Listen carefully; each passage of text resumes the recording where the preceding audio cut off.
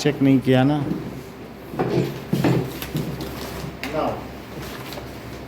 कुछ चीजें हम देख रहे थे, our crops and crop production and management.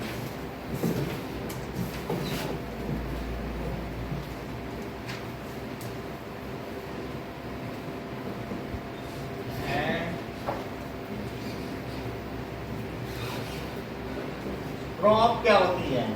So that is when plants of same kind are cultivated at one place. मान लीजिए सब गेहूं ही उगा दिया, तो फिर उसे क्या कहेंगे? Then it is called crop. When plant of same kind is cultivated in the large large piece piece of of land, then it is called a crop. सही है। When plant of same kind is cultivated in large piece of land, ठीक है, या on a large scale, on a large scale, it is called crop. It is called crop. For example, wheat crop, गेहूं की खेती, rice crop, ऐसा कहा जा सकता है।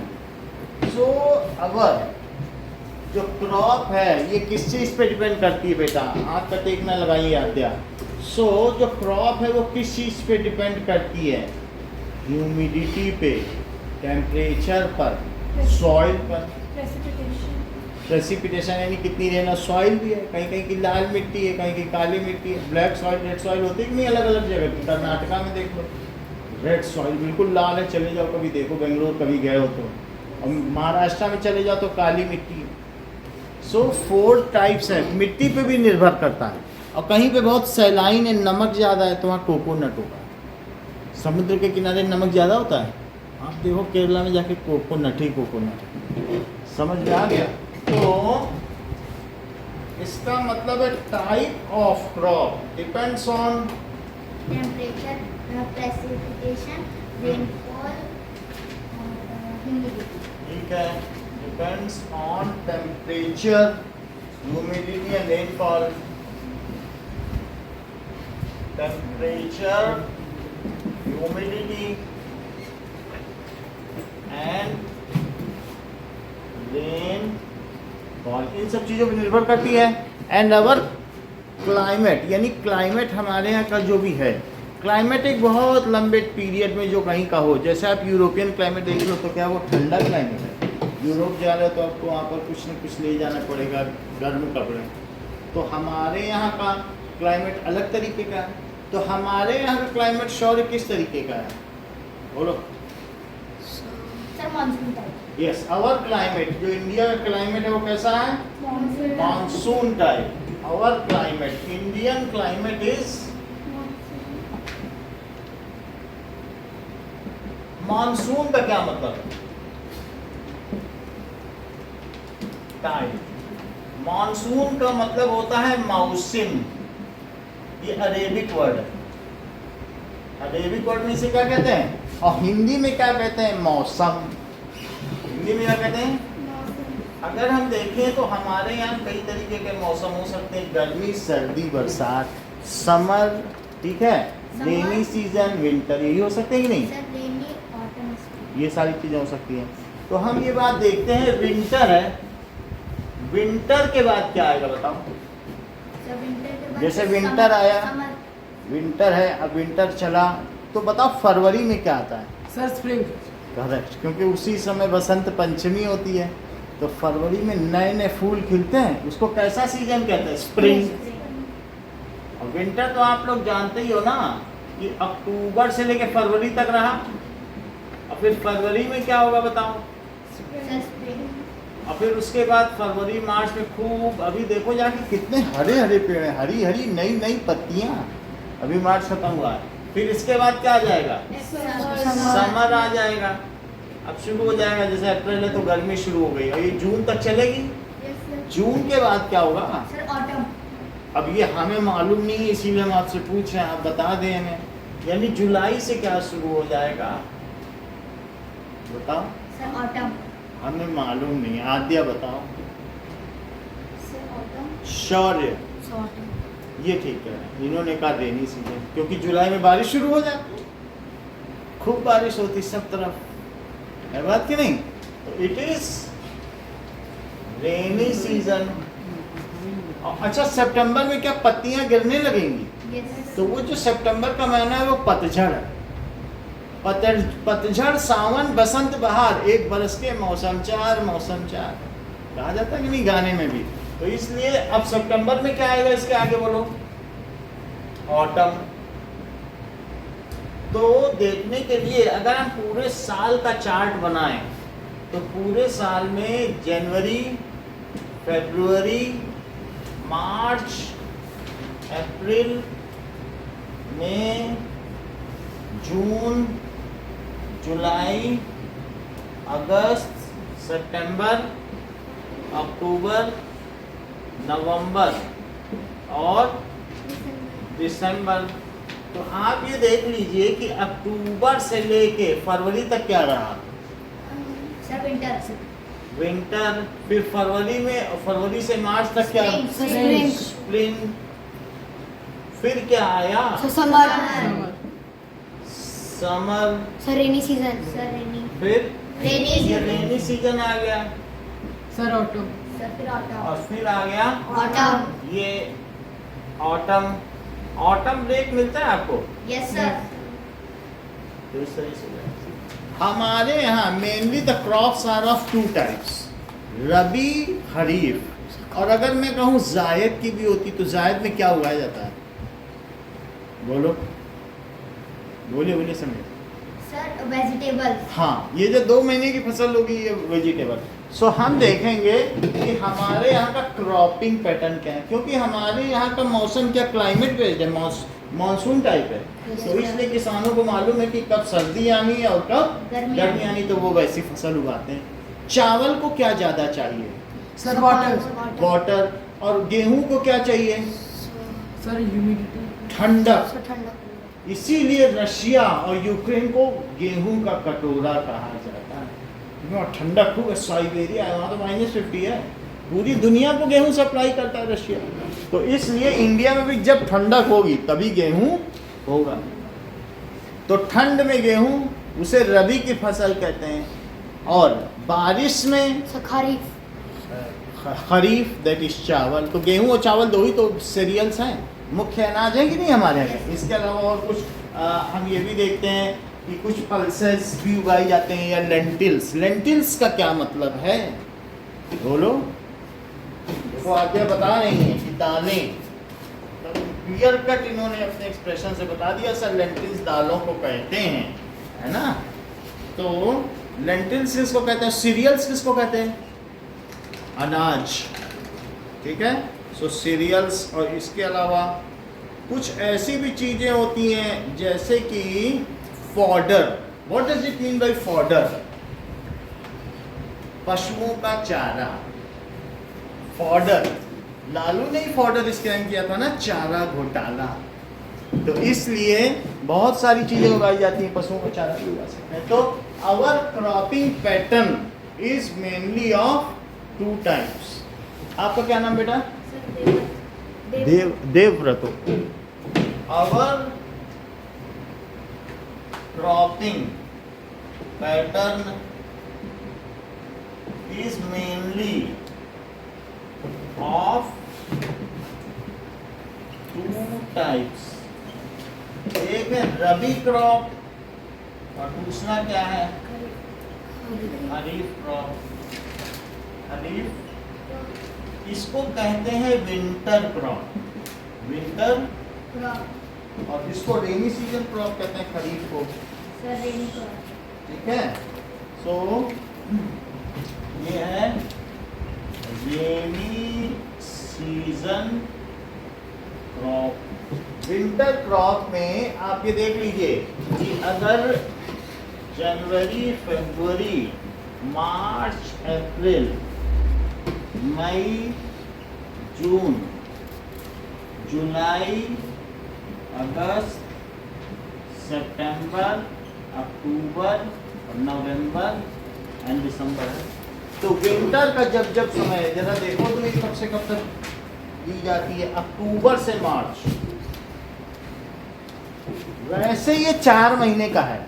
तुम 2 महीने का विंटर यहाँ का ले लो या 2 महीने का विंटर यहाँ का, 1 महीने बोने के लिए और 1 महीने काटने के लिए, सोइंग, हार्वेस्टिंग, और 2 महीने इरिगेशन एंड उसकी राइपनिंग, सिंचाई और उस पकाई। पकेगी भी तो, गेहूं पकता है कि नहीं, है 4 महीने की। तो जो चुस्त किसान होते हैं वो अक्टूबर में बो के फरवरी में काट लेते हैं, और जो सुस्त किसान होते हैं वो दिसंबर में बो के मार्च में काटते हैं।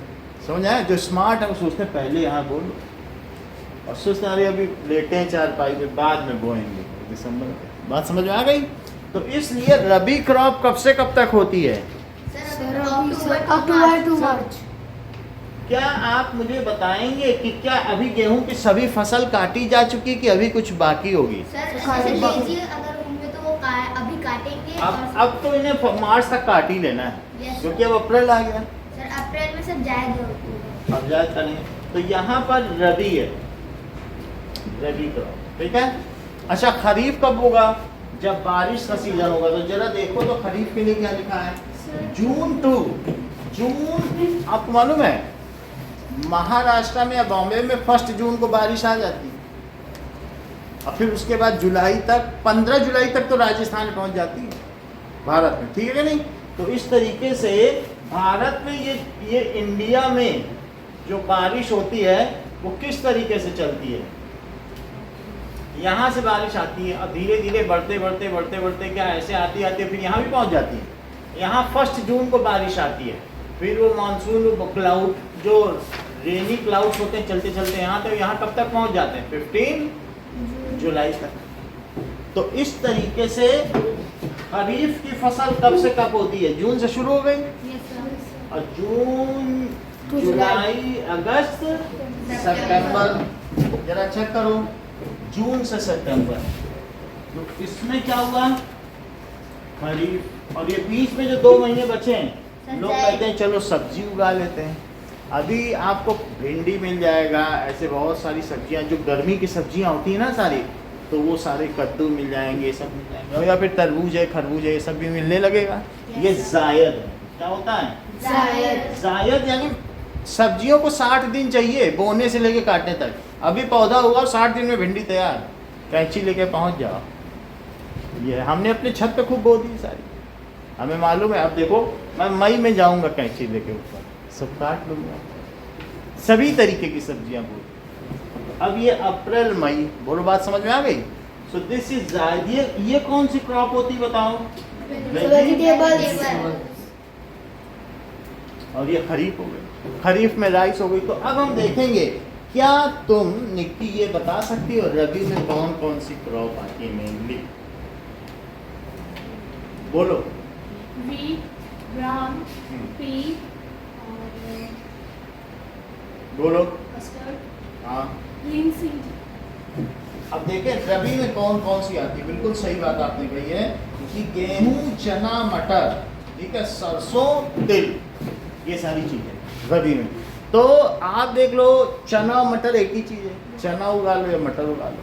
फिर इसके अलावा और क्या क्या चीज़ें हैं कि mustard and linseed. So rabi crop में क्या क्या आप ये बताइए कि व्हीट, ग्राम, पी, ठीक है, और मस्टर्ड एंड लिनसीड। लिनसीड का मतलब है अलसी या तिल, ये सारी चीज आ गई। और खरीफ में क्या क्या है जिसको ज्यादा पानी चाहिए? राइस हो गया या पैडी। पैडी को क्या कहते हैं? क्या धान कहते हैं? Sir paddy, cotton. पैडी यानी धान, इसको क्या कहेंगे? और कॉटन, और बोलिए। सोयाबीन। सोयाबीन और ग्राउंडनट। Sir groundnut. ग्राउंडनट किस क्लास में? 9।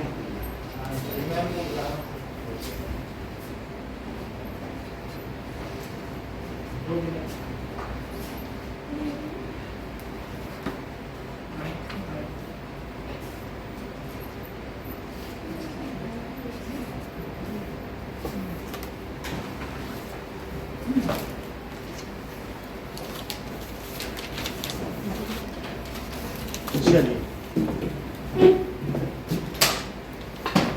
ना, सो ग्राउंड नट भी हो गया और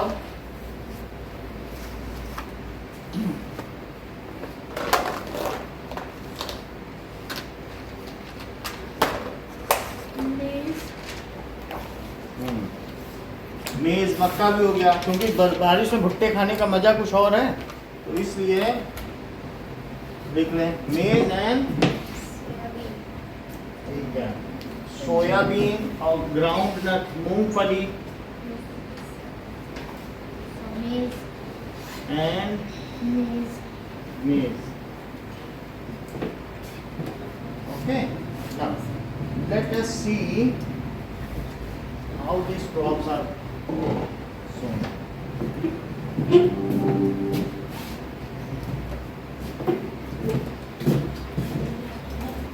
अगर 9 के पेरेंट्स आए हैं, ठीक है, आ जाओ।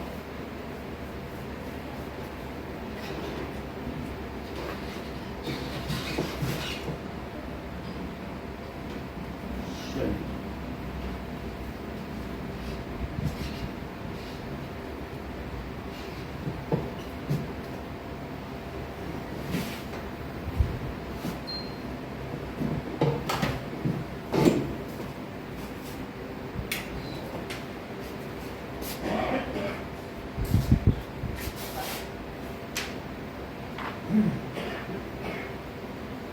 रबी and kharif crop.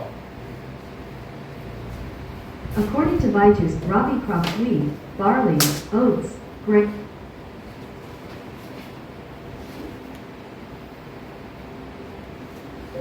Rabi and kharif crop.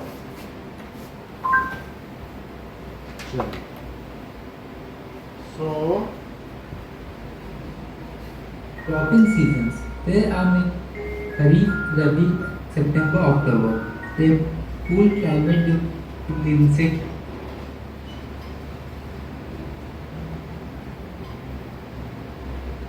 Hello, welcome to my YouTube channel.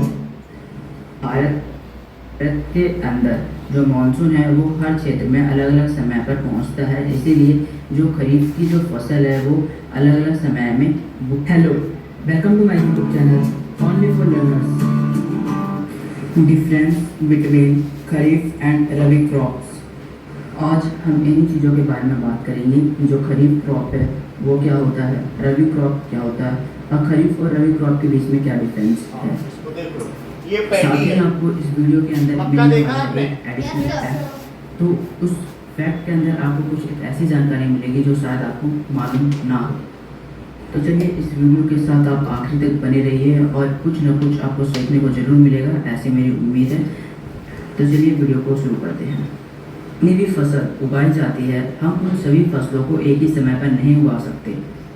किसी फसल को आगे या किसी फसल को पीछे नहीं उगा सकते, क्योंकि जो हर फसल होती है उसको उगाने के लिए एक निश्चित समय होता है, एक निश्चित जलवायु की आवश्यकता होती है।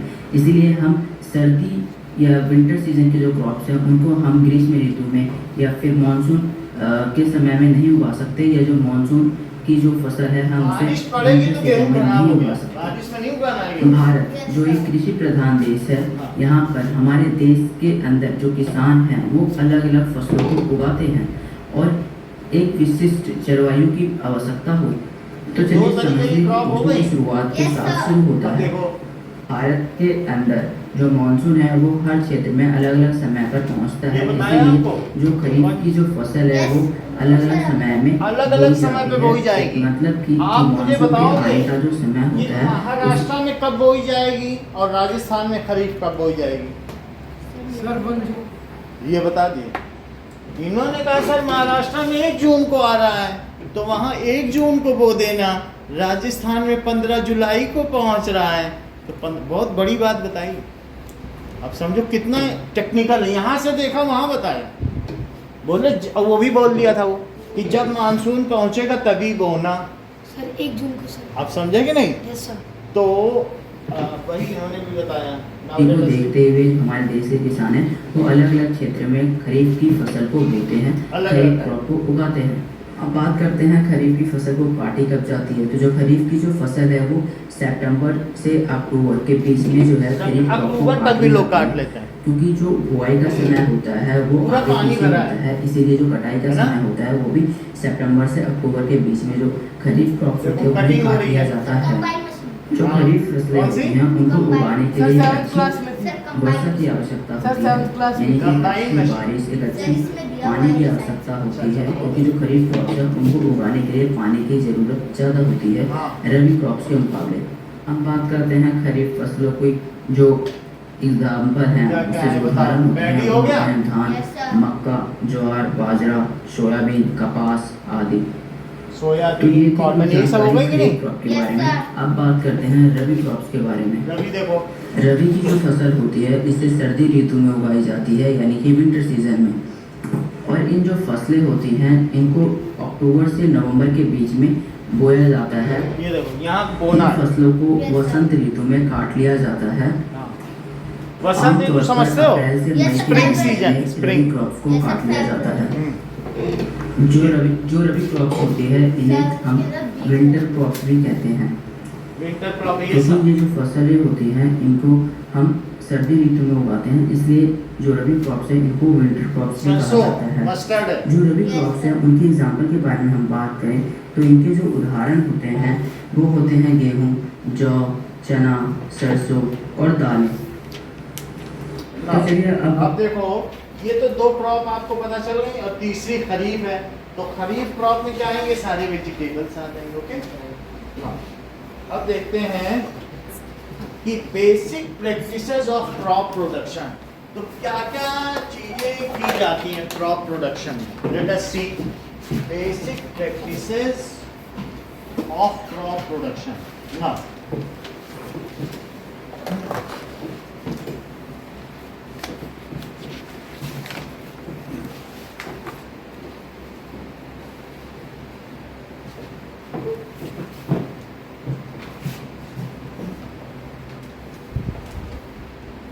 basic practices of crop production.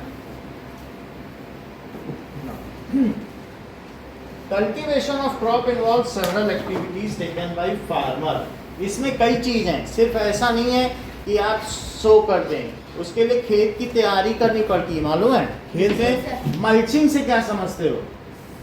Sir लूजन the soil. ये ठीक कह रहे हैं कि लूजनिंग द सॉइल, या ये कह सकते हो अगर कभी भी जो रिमेन्स ऑफ सॉइल, जैसे गेहूं ऊपर से काट लिया, अब नीचे थोड़ा थोड़ा तो बचा रहेगा ना। सर आग लगा। उसी अगर आग जलाओगे, पराली है, आग जलाओगे तो धुआं हो जाएगा। तो मल्चिंग में क्या करेंगे, उसको कुचल दिया जाए, उसी में वो चला दो। जैसे आपने कौन सा कहा था, combine machine, Yes, sir. Harvester. तो उसी से अगर उसी को उसी में मल्च कर दो। मल्च का मतलब जो है उससे मिट्टी की क्या होगी, क्या फर्टिलिटी बढ़ जाएगी। मल्चिंग कर दो, समझ में आई बात की नहीं? Yes, sir. आपको फर्टिलाइजर नहीं देना पड़ेगा। Yes, और sir. दूसरी चीज है प्लोइंग, खेत की जमीन को क्या करो, लूजन कर दो। फिर उसके बाद सोइंग, तो सोइंग कर दो। सोइंग करने के बाद क्या होगा, क्या adding manure and fertiliser. Adding manure and fertiliser. फिर इरिगेशन का क्या मतलब होता है, सर इरिगेशन जैसे पानी देना। पानी देना। तो उसकी भी टेक्निक है, हमें कब कब पानी देना है कि कभी भी कितना भी दे दो। अगर आपका पानी सब्जियों में दे रहे हो और पत्तियों में पड़ गया तो पत्तियां सब पीली पड़ जाएंगी पालक की। नीचे पानी देना, पत्तियों में नहीं पड़ना चाहिए। तो इस तरह समझ में आ गया इरिगेशन की प्रॉपर टेक्निक है। ज़्यादा पानी धनिया को दे दिया तो अच्छा है कि बुरा? बुरा होगा। पानी 15 दिन से पहले धनिया को चाहिए ही नहीं। अगर आप सोचे रोज दे दें धनिया खाते हो, और अगर 15 दिन से पहले दे दिया, धनिया खराब। समझ में आ गई बात की नहीं? तो इसलिए गेहूं को भी अगर पकी फसल पर गेहूं में बारिश हो गई, सारा गेहूं गिर गया, तो इसलिए हमें ये सब ध्यान देना होगा।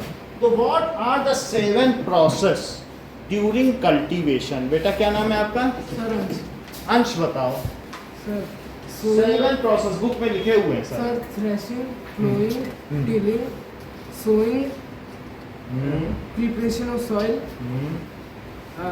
Irrigation, cultivating, harvesting. चलो, तो जैसा इन्होंने बताया, let us write 7 different process.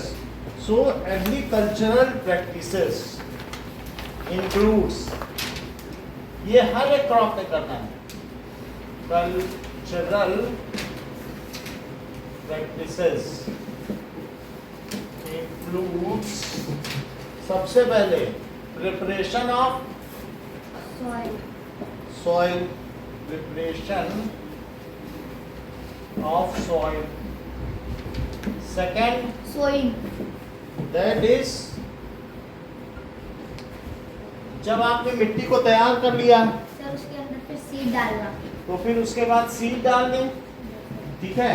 और फिर थर्ड स्टेप क्या है? Add manure and fertilisers. Okay sir, 4:30 से 9 की क्लास अगर हो सके तो बच्चों को भी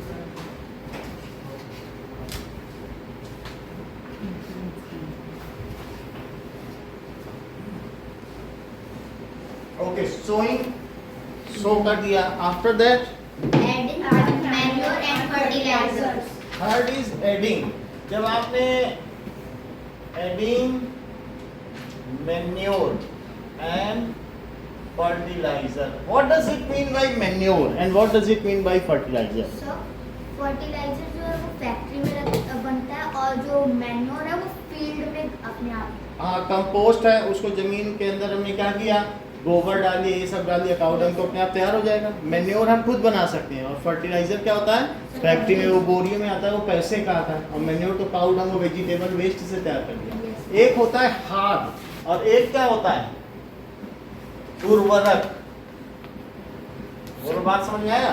ये फैक्ट्री में बनता है, थोड़ा सा डालो तो बहुत काम आ जाता है, और मैन्योर बहुत सारा डालना पड़ता है। अगर इसे ज्यादा डाल दिया तो क्या होगा? सर क्रॉप जल जाएगी सर, सर वीड्स भी उग जाएंगे, है ना, वीड्स भी उगाएंगे। तो इस तरीके से adding manure and fertiliser. Fourth क्या है? Sir irrigation. फिर इसको पानी भी देना पड़ेगा, सर इरिगेशन, यानी सिंचाई। और फिफ्थ क्या है? Sir protecting from weeds. Protecting, क्योंकि उसके वीड्स चारों तरफ घास उगा जाएंगी अनावश्यक, तो उससे बचाना पड़ेगा। सर प्रोसेस कंपटीशन करने लगेंगे सर, कंपटीशन करने लगेंगी, सॉइल से वो सारा ले लेंगी जितने भी मिनरल्स हैं। तो प्रोटेक्टिंग फ्रॉम वीड्स, वीड्स निकी, वीडीसाइड का क्या मतलब है?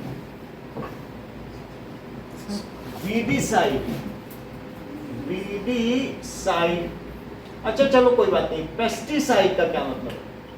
सर इंसेक्ट्स दूर करने वाला केमिकल। साइड का मतलब किल, साइड का क्या मतलब है? किल। जो वीड को किल कर दे, झाड़ झंखाड़ को किल कर दे, घास को, वीड्स हैं जो ऐसे ऐसे उगाए, उन्हें क्या कहते हैं? वीड्स। तो इनको हमें हटाना पड़ेगा कि नहीं? Yes sir. तो विच किल्स वीड, ऐसे स्प्रे को क्या कहेंगे? वीडीसाइड। जो पेस्ट को किल करें, पेस्ट को, चूहों को मारे, कॉकरोच को मारे, उन्हें पेस्टिसाइड। और अगर वहां डालना है तो इंसेक्ट को मार दें तो इंसेक्टिसाइड। और कभी पेड़ों में फंगस भी लग जाता है क्या, सफेद सफेद पड़ जाते हैं, उसे क्या कहोगे? सर ये बता दिए, फंगीसाइड। तो वहां पे हमें क्या क्या चीजें डालनी है बताइए? एक इंसेक्टिसाइड हुआ, सर एक पेस्टिसाइड, एक पेस्टिसाइड, पेस्टिसाइड हो गया। पेस्ट बड़े बड़े होते हैं जैसे चूहे, सर उनको- सर इंसेक्टिसाइड, वीडीसाइड, एक वीडीसाइड हो गया। और एक क्या हुआ? इंसेक्टिसाइड, फंगीसाइड का मतलब किलिंग। तो ये किल्स फंगस, फंगस भी एक लाइफ वो है। अब किलिंग इंसेक्ट, किलिंग इंसेक्ट, तो इंसेक्टिसाइड। और ये क्या है? Killing pest. इतनी बात समझ में आ गई? Yes sir, next is sir harvesting.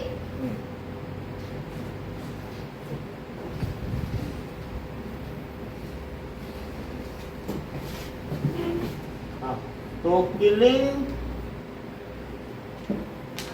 Weeds, okay. Next is, harvesting. अब जब आपने बीट से बजा लिया तो फिर हार्वेस्टिंग। आप करते हैं क्या? अच्छा, ओके। नाउ हार्वेस्टिंग के बाद क्या है? Sir storage. स्टोरेज। फिर जब फसलों को काट लिया गया तो ये कटाई हो गई ना, और ये सिंचाई हो गई। दिस इज इरिगेशन, सिंचाई। स्टोरेज, फिर उसको क्या करना है? भंडारण। भंडार में रखोगे कि नहीं? Yes sir. दैट इज भंडारण। Now keeping it in store. तो वहां पर भी अगर मान लो आपने स्टोर में रख दिया, क्या आप सिंपली उसे छोड़ सकते हो कि कुछ करना पड़ेगा सर उसमें? बोलो। सर पेस्टिसाइड आप कुछ पेस्ट होते हैं, क्योंकि चूहे हो सकते हैं, गिलहरी हो सकती है, वो खा लेगा, तो पेस्टिसाइड डालना पड़ेगा। सर नॉर्मली सर हम जो ड्राई लीव्स के नीम लीव्स डाल देते हैं कि नहीं, उससे उनकी, और नहीं तो वो फसल खराब हो जाएगी, Yes. तो हम वो भी डाल देते हैं। तो अभी हमारे पास कई चीजें हैं। आद्या तुम 7 स्टेप्स बताओ। Preparation of soil, sowing, adding manure and fertilizer, irrigation, harvesting and storage. अच्छा, इरिगेशन, ये कौन सा चीज? Sir protection from weeds. बाकी तो अच्छा बताया। चल, now we will see 7 steps in crop production. So let us see that basic practices of crop production. So now, sure. Sowing is the most important part of crop production. Let us study the traditional and modern methods of sowing. A traditional tool is shaped like a funnel. देखो वो धीरे धीरे tilling कर रहा है, जैसे इन्होंने word tilling बताया था, जमीन खोदना और ऊपर से दाना नहीं पड़ जाए। Two pipes having sharp ends. These ends pierce into the soil and place seeds आगे there. खींचेगा, यस A सर। और जैसे खुद जाएगा तो वो दाना डाल देगा। है अच्छी बात। Start to sow the seeds and observe. You can see that the seeds move. Otherwise along the bullock से funnel पहले into the किया जाता soil. था ये काम, और पीछे दाना रखा By है उसमें moving कटोरे में। these Yes, sir. uniformly, the seeds can be sowed at uniform distances. इससे A अपना धीरे modern धीरे tool गिरता रहेगा। consists of a यही seed drill. काम ट्रैक्टर It कर रहा ensures है। that seeds get covered by the soil after sowing. देखो ये It is ट्रैक्टर है, used उसमें for से दाने sowing गिरते with the जाएंगे help of लास्ट में। पहले tractors. जमीन खुदेगी। Start to sow the seeds and observe. We can So see this that is the modern seeds tool. move along the funnel into the soil. तो ये आपने देख This लिया, tool sows आगे the देखो जरा। seeds uniformly at proper distances and depths. Sowing by using a seed drill saves time and labor. Okay, now next is, ये तो हो गया कि किस तरीके से हम इसको सो करते हैं। नाउ एग्रीकल्चरल प्रैक्टिस में और देखो क्या क्या करते हैं। Let us pick up from where we left off. Agricultural practices, right? We decided to learn. But do you know that soil needs to be prepared for crop soil production? ऐसे नहीं बो सकते हो, नहीं तो सूख जाएगा। Soil is Yes, usually sir. found Prepare करें। solidified into hard chunks of soil mass. अच्छा, This soil ये needs to सॉइल be कब हो जाती है बताओ? आपने फसल काट ली, फिर उसे छोड़ दिया, फिर कोई पानी देता है क्या? No, sir. फिर वो क्रैक्स आ जाते हैं उसमें। 2 महीने तक छोड़ दिया तो क्या वैसी रहेगी? क्रैक्स पड़ जाएगा। फिर आप क्या करोगे? सर फिर टिलिंग, नीचे ऊपर की मिट्टी नीचे और नीचे की मॉइस्ट मिट्टी ऊपर, क्या इसी को टिलिंग कहते हैं? Yes sir. That is rotation of soil. तो आपको टिलिंग करनी पड़ेगी। देखो ये टिलिंग करके दिखा रहा है। इससे क्या होगा? न्यूट्रिएंट्स, अब वही करें, लूजन Why does soil. soil need to be loosened up before cultivation? The answer is simple. Loose soil will allow more air to pass to the roots of the plant. इससे रूट तक air This पहुंचेगी। will in turn aid the growth सही of है? the plant, Yes, sir. leading to good crop production. Do you know any natural agents that help this process? Sir बोलो। We usually refer to Sir, them as earthworms. friends of the earthworms, farmers. तो earthworms जो Sir, होते हैं, and ants. Earthworms वो रखे हुए हैं 4 तरीके के, सब कैसे, ये सब पूरा अर्थवॉर्म रखा हुआ है। लाइट नहीं जल रही है, बट ये नीचे जो भी है ना, दैट इज एनिलिडन, सारे अर्थवॉर्म्स हैं। तो इस प्रोसेस को कौन अंजाम देता है? बोलो, who is executing this process? So that is earthworm only. So earthworm, ये देखो. So this is earthworm which is executing this process. So ये देखिए, समझ में आई बात? So this is loosening of soil. तो कौन करता है? मिट्टी में इस तरीके के केचुए पाए जाते हैं. So that is earthworm only. Okay? Now.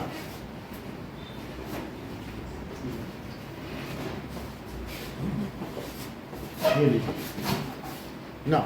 So अगली बात क्या हो गई? When it is getting loosened. So अगला देखो. Yes, the answer Yeah. is earthworms. Earthworms. They help loosen the soil and also in soil aeration. Do you know another advantage of loosening of the soil? उससे It क्या होगा? also helps the soil to retain water. It then leads to the growth of favorable microbes that help to produce humus in the soil. Microbes होंगे, फिर उससे humus होगा, As we यानी know, organic all material. relatives die. There remains humus a का मतलब है decomposed and कि used. जैसे वो जो खाएंगे ना खाना, तो उससे वो शिट करेंगे और शिट करने के बाद वो मिट्टी हल्की हो जाएगी. मिट्टी हल्की होती कि गोबर? गाय का गोबर सूख जाए, कंडा देखा कभी उपला, यस सर. वो ज्यादा हल्का है कि मिट्टी?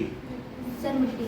नहीं, मिट्टी भारी होती है. मिट्टी का मतलब गोबर तो बहुत हल्का होता है. नहीं, कंडे नहीं उठाए क्या हाथ से? उपले ड्राइड तो होते भी है. जब ड्राइड होंगे तब, ऐसे गीले नहीं, जब ड्राई हो जाए. तो ह्यूमस क्या है? जैसे क्या होता है? काऊ डंग. काऊ डंग होता है वो ओके. तो ह्यूमस क्या होता है? मिट्टी को कैसा बना देता है? लाइटर. और उससे एयर पासेज होगा और उससे क्या होगा? पानी. अगर पानी में ह्यूमस होगा तो उससे क्या होगा बताओ? बहुत सारा गोबर होगा तो वाटर रिटेन रहेगा. अगर आपने एक दिन डाल दिया, 10 दिन नहीं डाला पानी तो भी चलेगा, क्योंकि उसमें ह्यूमस है. ह्यूमस का मतलब है प्लांट सूखी पत्तियां डाल दो तो वो भी तो ह्यूमस है. कभी आपने देखा है कि पार्क में जाते हो तो उसके ऊपर की मिट्टी में खूब सारे हल्की मिट्टी है, यस. बहुत सारी, क्योंकि वो पेड़ की पत्तियां गिरती रहती हैं. तो उससे क्या होता है? वो अपने आप ही गीली बनी रहती है. क्योंकि अगर पत्तियां हैं तो क्या वाटर इवोपरेट हो जाएगा? नहीं. Leave will not allow the water to evaporate. ऊपर पत्ती डाल दो अगर जमीन में तो क्या पानी सब उड़ जाएगा? नहीं ऊपर उड़ेगा. सरफेस होगा इसका. सर उसके ऊपर पत्तियां पड़ी है ना, तो इसलिए ह्यूमस ऐड करते हैं. ये क्या ऐड करते हैं बताओ? ह्यूमस का क्या मतलब है?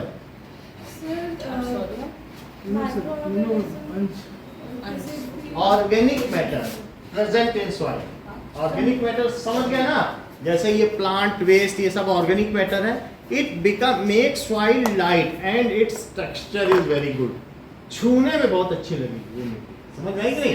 एक फिर से समझो कि ह्यूमस क्या होगा कि ऐसी मिट्टी जिसमें अगर बहुत सारा आपने नीम का पत्ता डस्ट करके मिक्सी में चला के डाल दिया, थोड़ा पाउडर में डाल दिया, तो जब उसको छुओगे ना तो वो बिल्कुल बहुत सॉफ्ट मिट्टी होगी. समझ में आई बात? क्या बहुत हल्की होगी. पूरे हाथ में भी ले लोगे तो मिट्टी कैसी होगी? क्योंकि उसमें पत्ते ही तो हैं. पाउडर बहुत सारी एयर है. क्या चीज है? एयर. तो ऐसी मिट्टी तो किस तरीके से होगी? It contains humus. और जिसमें ह्यूमस नहीं होगा वो भारी मिट्टी होगी, तो इट विल बी हैवियर. समझ में आया? जैसे मैं आपको एक ऐसी मिट्टी दिखाता हूँ जिसमें ह्यूमस नहीं है, so that is very heavy soil. अगर इसमें गोबर और इस तरीके से आप लीव्स डाल दें तो वो कैसी मिट्टी होगी? Now seat.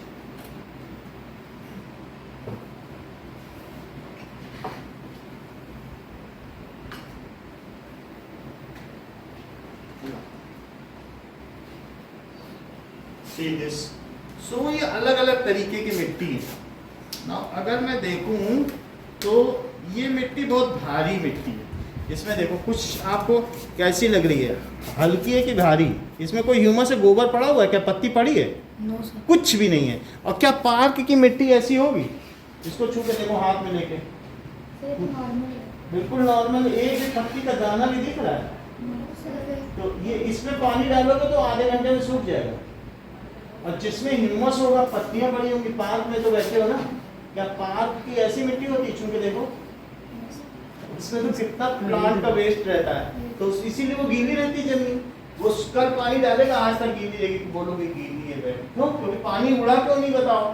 क्योंकि उसमें बहुत सारी पत्तियां थी, काऊ डंग पड़ा, उसने उसको मॉइस्ट रखा। और उसमें अगर ऐसा होगा तो क्या अर्थवॉर्म भी रहेंगे? अर्थवॉर्म के खाने के लिए कितना सारा वहाँ काऊ डंग है, वो मजे से खाते रहेंगे, शिट करते रहेंगे और मिट्टी गीली रहेगी। अर्थवॉर्म गीला बनाए रखेंगे कि नहीं? और नहीं तो सारा पानी बपेट हो जाएगा। अगर आपके मिट्टी में बहुत सारे इस तरीके के जो भी यूजफुल ये हैं अर्थवॉर्म्स, तो आपकी मिट्टी कैसी रहेगी? मॉइस्ट रहेगी कि नहीं रहेगी? ये चीजें तो बोलो, इसमें ह्यूमस है या नहीं? बिल्कुल ह्यूमस नहीं है ना। तो इस मिट्टी में पानी डाल दो, आधे घंटे में उड़ जाएगा और प्लांट भी मर जाएगा। तो ह्यूमस होना जरूरी है। ह्यूमस क्यों होना जरूरी है बताओ?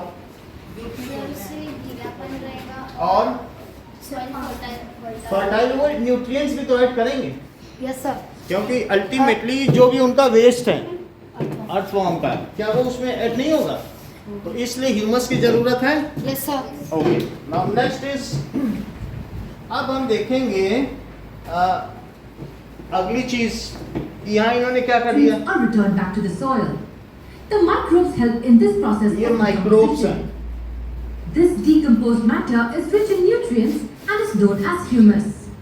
It is what plants depend on for nutrition.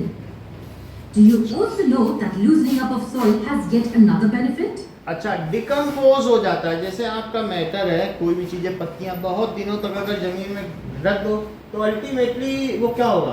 पूरी तरीके से ब्लैक हो जाएगा, वही मैन्योर हो जाएगा। डिकम्पोज का मतलब है कि हर चीज सड़ कर गल कर अल्टीमेटली क्या बन जाएगी? कोई बहुत हल्की सी चीज बन जाएगी, और उसी को मिट्टी में मिला दो, वो खाद हो जाएगी। कभी तुम लोगों के घर में मम्मी ने खाद ली है कि पौधों में डालेंगे? बहुत हल्की होती है, खाद भारी नहीं होती है, वो इतनी हल्की होगी तुम्हें लगेगा नहीं है मिट्टी, और ये कितनी भारी थी नहीं अभी जो कटोरी में, तो वो डिकम्पोज कर देता है। अल्टीमेटली वो कुछ नहीं है, काऊ डंग को उसने जमीन में डाला और थोड़ा सा इतना सा ले करके 60 रुपए में बेच दिया। काऊ डंग ही है, एक बार जो कितना जितना काऊ ने शिफ्ट किया वो 60 रुपए में बेच दिया। अब वो समझो उसने डिकम्पोज ही किया। डिकम्पोज 2 महीने में होता है, 1-2 दिन में नहीं होगा। ये आपका, तो ये चीज समझ में आ गया। तो इस तरीके से हमने क्या किया? Plants mostly take nutrients from the top layers of soil and they are unable to go deeper into the soil. Loosening up the soil helps to turn the lower soil and makes it accessible to the plant. बोलो ये tilling की क्या जरूरत है? Sir tilling की ये जरूरत sir, नीचे वाली जो मॉइस्ट जो सॉइल होती है उसको हम लोग ऊपर कर देंगे और जो ऊपर की ड्राई सॉइल होगी उसको नीचे। ये बहुत अच्छी बात कह रहे हैं। कह रहे हैं कि प्लांट ने ऊपर की तो मिनरल्स ले लिया था, फर्टिलिटी, अब अगर हम पलट देंगे तो नीचे की फर्टिलिटी ऊपर आ जाएगी और ऊपर की फर्टिलिटी कहाँ पहुंच जाएगी? नीचे पहुंच जाएगी। इतनी बात समझ में आ गई कि नहीं? तो हम जब टिलिंग करेंगे सो रोटेशन, और ऊपर की मिट्टी क्या फिर से फर्टाइल हो जाएगी, क्योंकि अर्थवॉर्म उसे 2 महीने में फिर फर्टाइल कर देगा। तो इस तरीके से हम उस अल्टीमेटली उसके मिनरल का मैनेजमेंट करते हैं, चैप्टर मैनेजमेंट का। तो क्या हमने सॉइल में जो पहला प्रोसेस किया, लूजनिंग ऑफ सॉइल या फिर प्रिपरेशन ऑफ सॉइल या फिर टिलिंग, ये सब एक ही नाम है। Yes sir. तो इन सब में हम क्या करते हैं? मिट्टी को पलट देते हैं। ठीक है, तो ये चीज आपने देख लिया। अब हम देखेंगे how this tilling is done. Okay, so tilling machine देखो जरा। Sir seed drill. Tilling machine, tilling machine. अब ठीक बोलना। ये देखो, ये कैसे टिलिंग कर रहा है। ये देखो, ये ऐसा टिलर है, तो ये अब इसमें लगा देगा। ये भाषा कुछ और बोल रहा है। सर ये मशीन है। हम लोग ऐसी मशीन देखेंगे जिससे टिलिंग हो जाती है। ये देखो, ये टिलिंग देख रहे हो कैसे हो रहा है? Yes sir. नीचे की मिट्टी ऊपर और ऊपर की मिट्टी नीचे। सर लेकिन सर ये तो सर डीप जा नहीं रही है है, ज्यादा डीप में जा रही ना, तो हम लोग डीपर वाले देख रहे हैं। Ito dito, ठीक है, अब ये video na देखो, to, kita nyo, ito yung last preparation natin para sa ating advance tilling machine. ये टेलिंग बोल रहा है, तो हम इसे टिलिंग कर रहे हैं। तो टिलिंग मशीन देखो, जिसमें बिल्कुल ये गहरे तक जाए, ये हो सकती है। ये देखो जरा, ये जा रही गहरे तक, हो सकता है चली जाए। देखो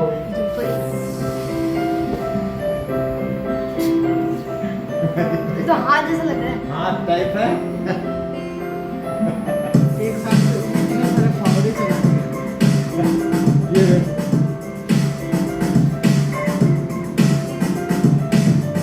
ये देखना,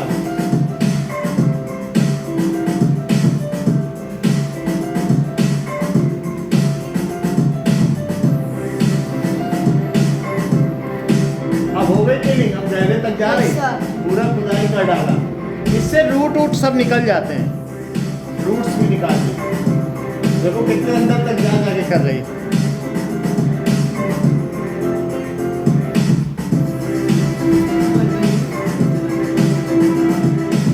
देखो अब हम देखेंगे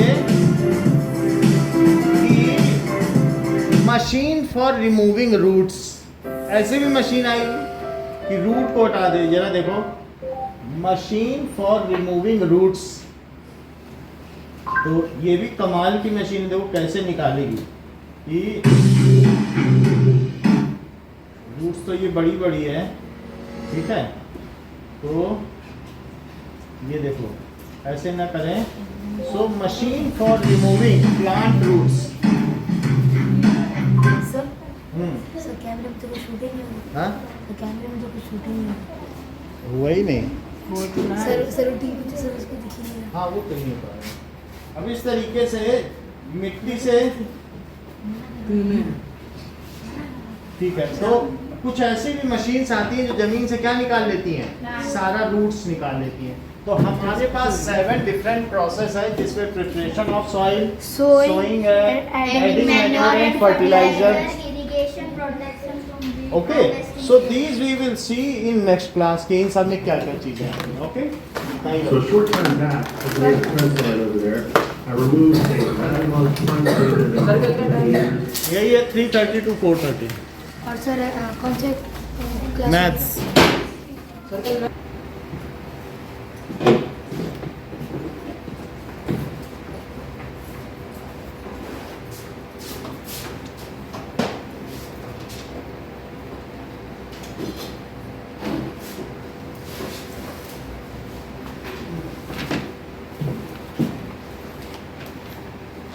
So, the matter around us, matter in our surroundings,